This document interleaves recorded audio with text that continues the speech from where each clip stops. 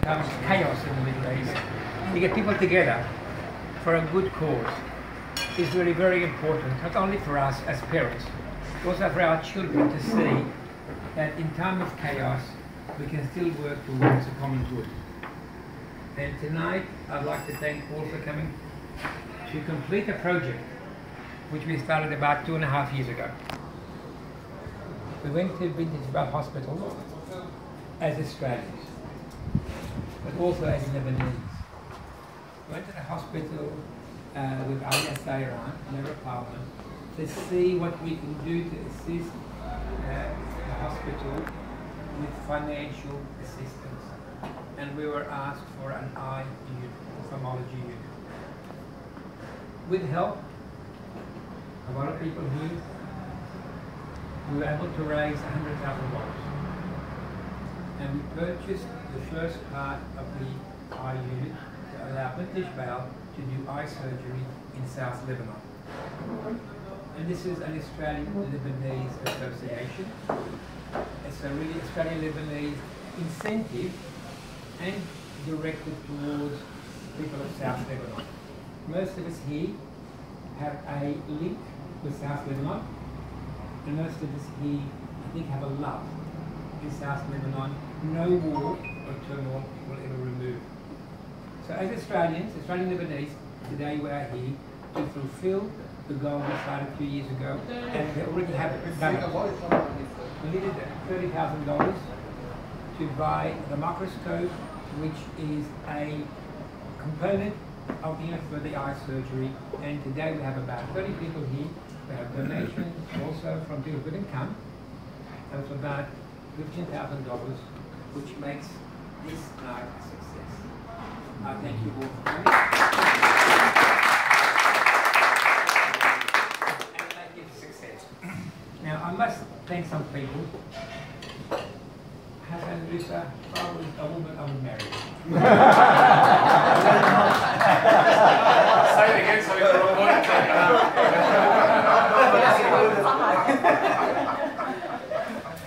Hassan is organised, and we are just organised chaos. And he's been able to actually give this to people phone numbers and contacts, which is essential, not only for this, but any future work. Sam Harp, everybody knows I love Sam. I love Andrew. You married him too? This impetus is Sam's baby.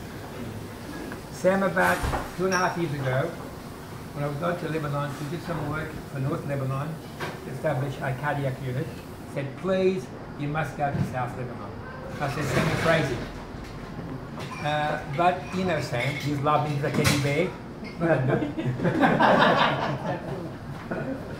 And with Sam's persuasion, we invited a member of parliament from Bintjbeil to come up to Tanurine. Now Tanurine, they're all crazy Americans. And this member of parliament was sat in the third row. So he went home. He refused to stay. And when I came looking for him at the function, he said he's gone home. Why has he gone home? Because he wasn't sat at the front. So I had to ring him up, be nice. And the end point is, we had dinner with him in Beirut. He took us to a beautiful ballet. I still remember it, remember the building. And the following day, we went to Bintjbeil with his bodyguard and my son and one of my cousins. We went to there, hence the birth of Bintjbeil ophthalmology unit.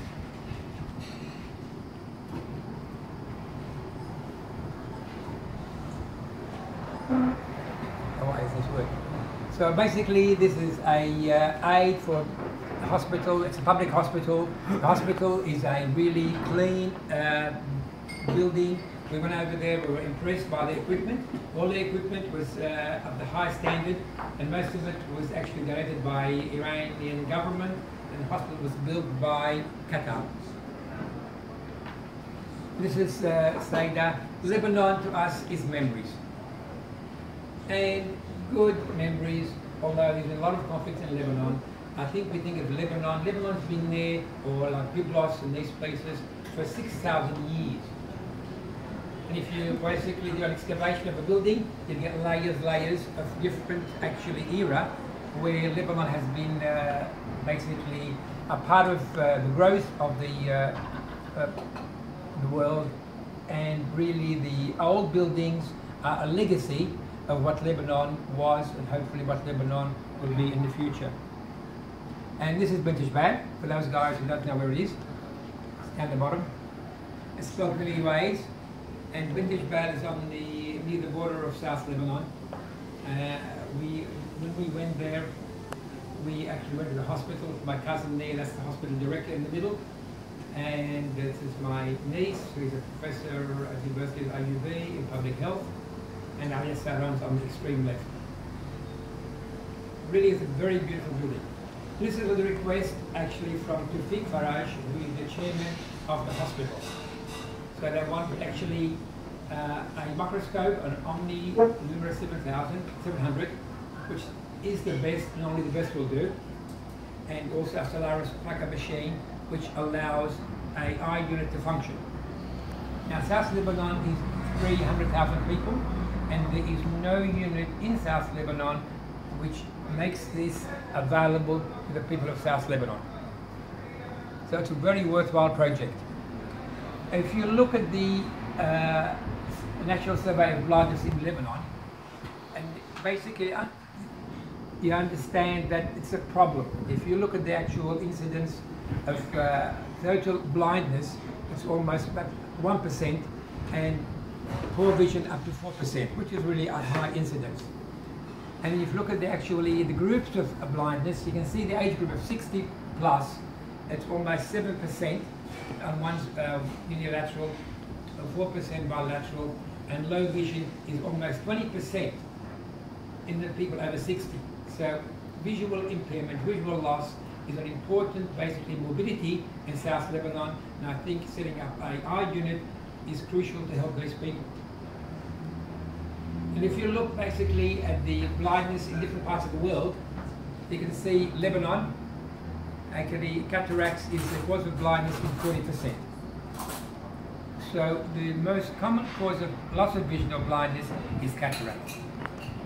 And Lebanon ranks almost in the middle, and you can see developing countries at 4%, and Africa 43%, India 57%, and Lebanon is high at 41%.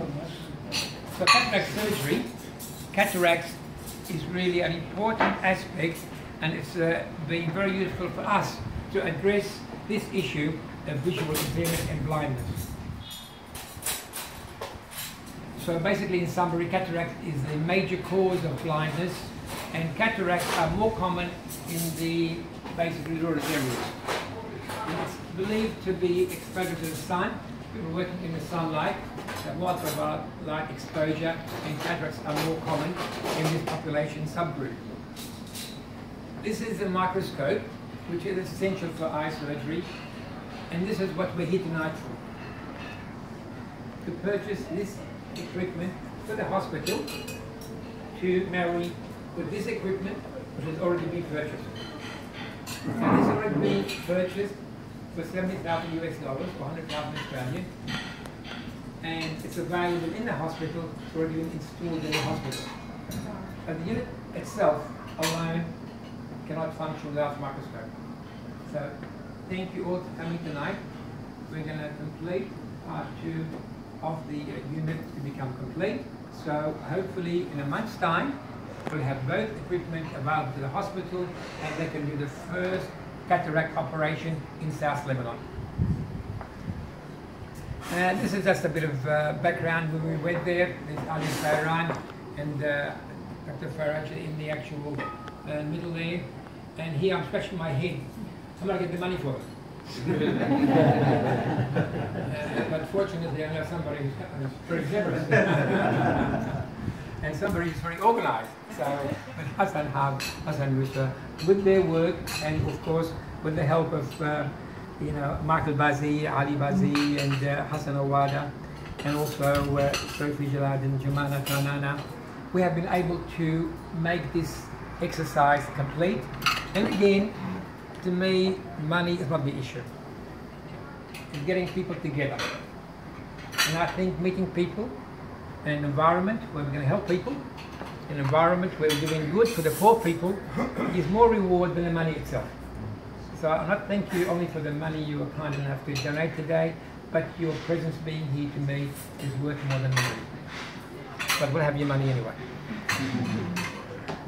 And this is something which makes me very uncomfortable. This is Maroon Ross. We had lunch there.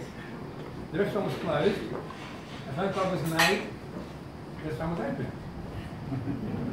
That's called Lebanon. Here's Lebanon. Now, if I can just share with you this slide. This is Lebanon, the Lebanon we love. This is the Lebanon of mountains and valleys. And this is the Lebanon we have in our memories.